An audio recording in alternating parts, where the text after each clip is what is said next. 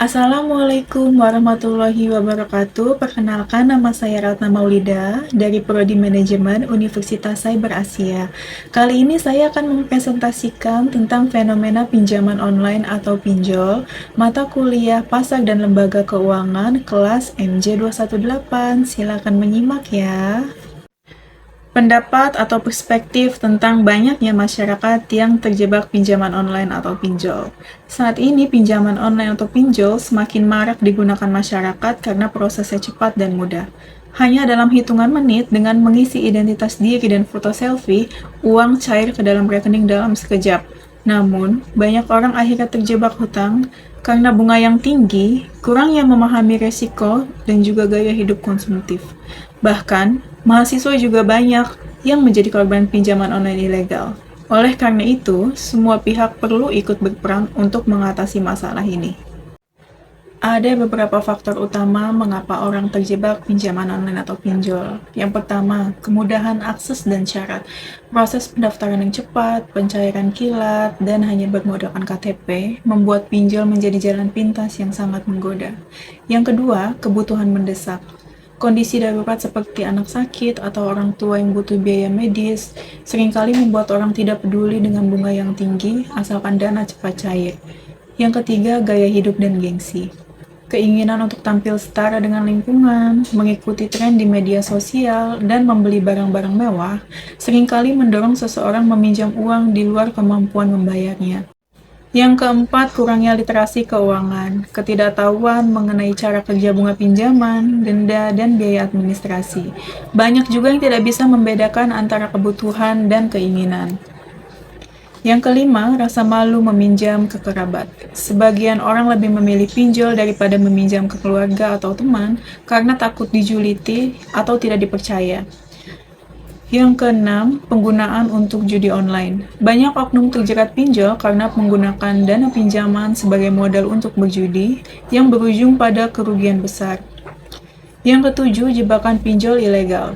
Iming-iming penawaran brutal melalui media sosial atau pesan singkat yang menawarkan limit besar dan syarat longgar, namun berujung pada bunga selangit dan teror penagihan. Yang kedelapan adalah siklus gali lubang tutup lubang. Meminjam dari satu aplikasi pinjol untuk melunasi cicilan di aplikasi lainnya. Hal ini membuat jumlah utang membengkak dengan cepat akibat penumpukan bunga. Ada beberapa upaya yang harus dilakukan pemerintah. Yang pertama, memperketat pengawasan pinjol. Pemerintah melalui OJK dan Kominfo harus menutup aplikasi atau situs pinjol ilegal yang merugikan masyarakat agar hanya pinjol resmi dan berizin yang boleh beroperasi. Yang kedua, memberikan edukasi kepada masyarakat. Pemerintah perlu mengedukasi masyarakat tentang bahaya pinjol ilegal, cara membedakan pinjol resmi, dan juga pentingnya meminjam sesuai kemampuan. Yang ketiga, membuat aturan yang lebih tegas. Aturan mengenai bunga, cara penagihan, dan perlindungan data pribadi harus diperketat agar konsumen tidak dirugikan. Yang keempat yaitu menindak pelaku pelanggaran. Perusahaan pinjol yang melakukan ancaman, penyebaran data pribadi, atau penagihan kasar harus diberikan sanksi yang tegas sesuai hukum. Selanjutnya, menyediakan layanan pengaduan.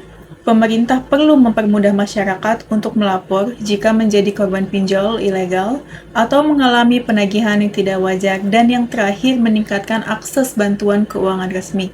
Pemerintah dapat membantu masyarakat dengan menyediakan program kredit resmi yang berbunga ringan agar masyarakat tidak mudah tergiur pinjol ilegal. Apa yang harus dilakukan konsumen? Konsumen harus lebih bijak dalam menggunakan pinjaman online. Yang bisa dilakukan pertama yaitu meminjam sesuai kebutuhan. Jangan meminjam hanya untuk gaya hidup atau membeli barang yang tidak penting. Lalu memeriksa legalitas pinjol. Pastikan pinjol sudah terdaftar dan diawasi oleh OJK agar lebih aman. Satu lagi, membaca syarat dan ketentuan. Konsumen harus memahami bunga, denda, dan cara pembayaran sebelum meminjam.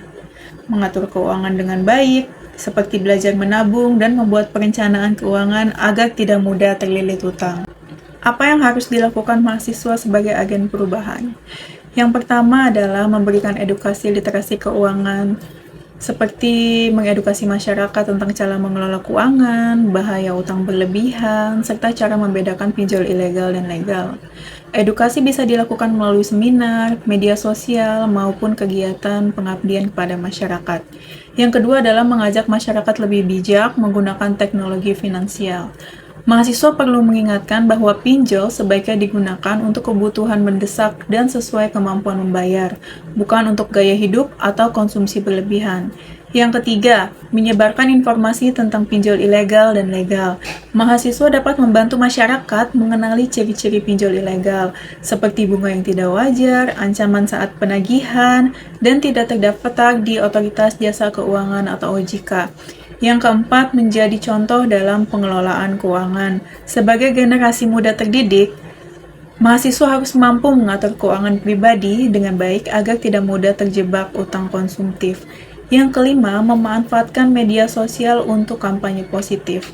Mahasiswa dapat membuat konten edukatif tentang bahaya pinjol ilegal, tips menabung, dan juga pentingnya perencanaan keuangan agar informasi mudah dipahami masyarakat luas.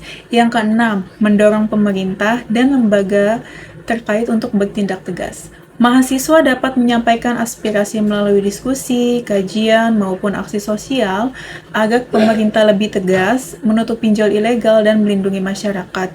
Dengan langkah-langkah tersebut, mahasiswa dapat membantu meningkatkan kesadaran masyarakat hingga kasus jeratan pinjol dapat berkurang.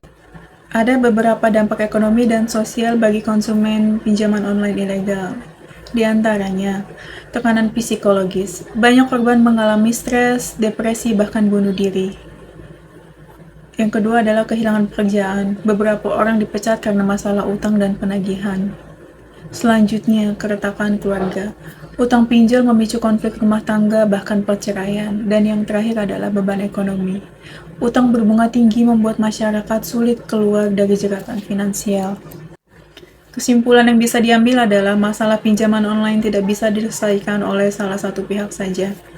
Pemerintah, konsumen, dan mahasiswa harus bekerja sama.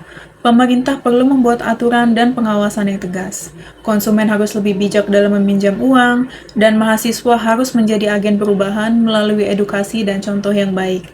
Dengan kerjasama tersebut, diharapkan masyarakat bisa terhindar dari jeratan pinjol ilegal dan memiliki kehidupan keuangan yang sehat. Yuk kita jauhi riba. Jabir radhiyallahu anhu berkata, Rasulullah melaknat orang yang memakan harta riba, pemberi harta riba, penulis akad riba, dan saksi transaksi riba, mereka semuanya sama. Hadis riwayat Muslim 1597. Demikian presentasi ini saya sampaikan. Saya ucapkan terima kasih banyak sebelumnya. Wassalamualaikum warahmatullahi wabarakatuh.